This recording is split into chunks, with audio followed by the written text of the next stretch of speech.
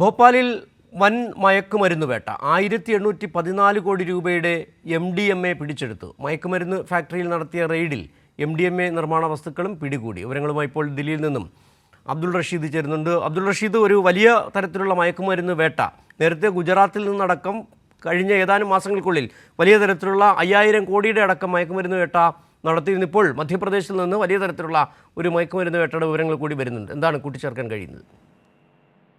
ഷിജു പറഞ്ഞതുപോലെ തന്നെ ഡൽഹിയിലും ഗുജറാത്തിലും അടക്കമായി 5000 കോടി രൂപയുടെ വലിയ ഒരു മയക്കുമരുന്ന് വേട്ടയ്ക്ക് പിന്നാലെയാണ് ഇപ്പോൾ ഭോപ്പാലിലും 1814 കോടി രൂപയുടെ MDMA പിടിച്ചെടുത്തിരിക്കുന്നത്.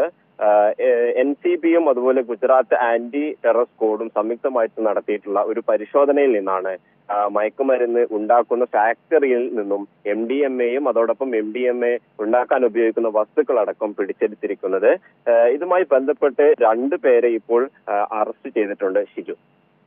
ശരി, അബ്ദുൾ റഷീദാണ് വിവരങ്ങൾ നൽകിയത്. ഭോപ്പാലിൽ വൻ മയക്കുമരുന്ന് വേട്ട.